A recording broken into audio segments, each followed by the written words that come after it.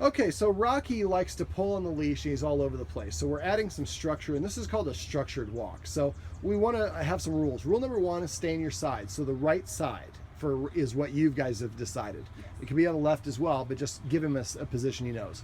So the posture is we don't want his shoulder, we want his shoulder aligned with your hip.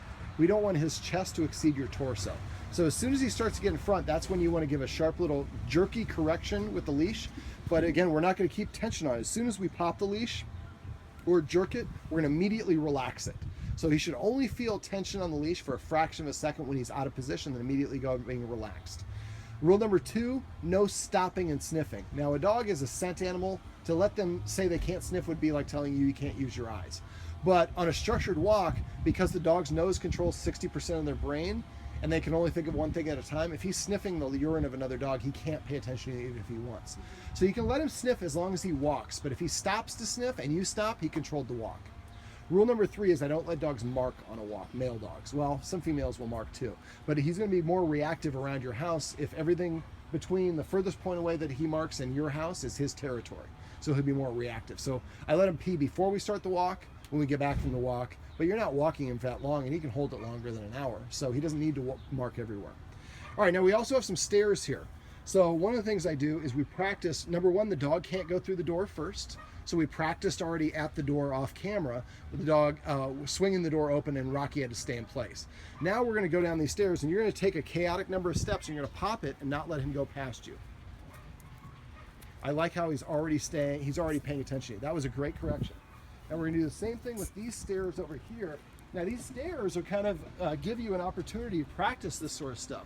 So go ahead and take a couple of steps and stop short. There you go. Now take 3 and stop.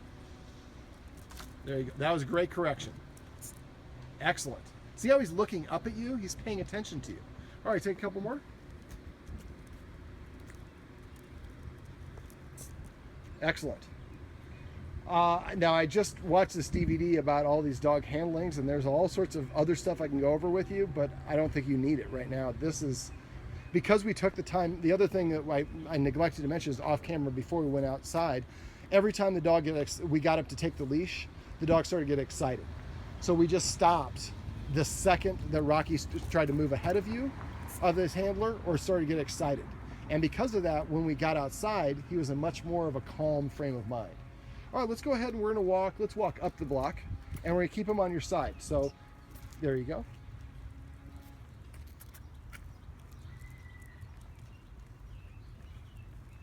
How does this compare to normal? Usually he's all over the place. So we started the walk with structure, and that was a great correction. Now your timing of your corrections is great. His position is good. And again, now you have I would have a little bit more slack on the leash, just a little bit. There you go. Right, there you go. Excellent. Now a little trick is when you're about to stop, if you're really going, you want to take your right hand, keep going, and run it down the leash right before you stop. That's kind of your way of communicating. So when we get to this line right before the driveway, you're going to stop. So run your hand down the leash and pop it. There you go. So after a while, that running the hand down the leash becomes signifier of we're about to stop. Now, when I only have one dog, I always keep the dog on my outside, so I'm gonna have you turn this way. Nope. There you go. Keep him on the outside. There you go. All right, let's go ahead and walk back. And again, he's a little in front. Yeah, that's good.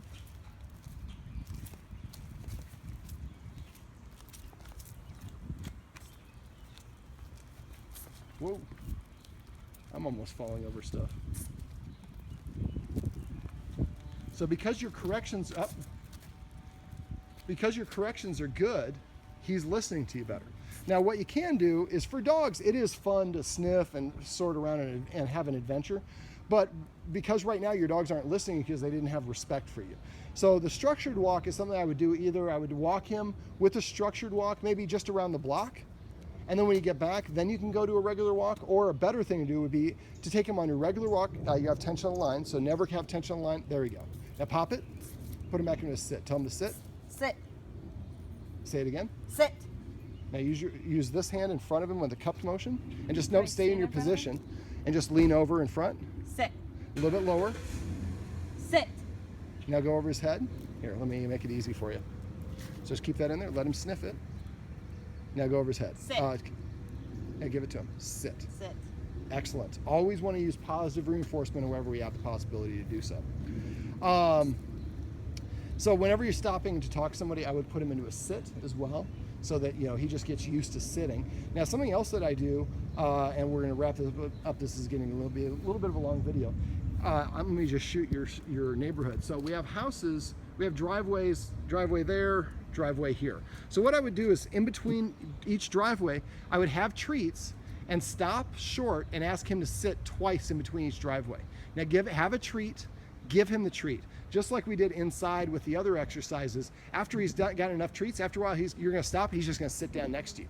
That means he's paying attention to you, and the more that we do it, the easier it gets for him, and the more you pet with the purpose inside, the easier it will be for him to sit outside.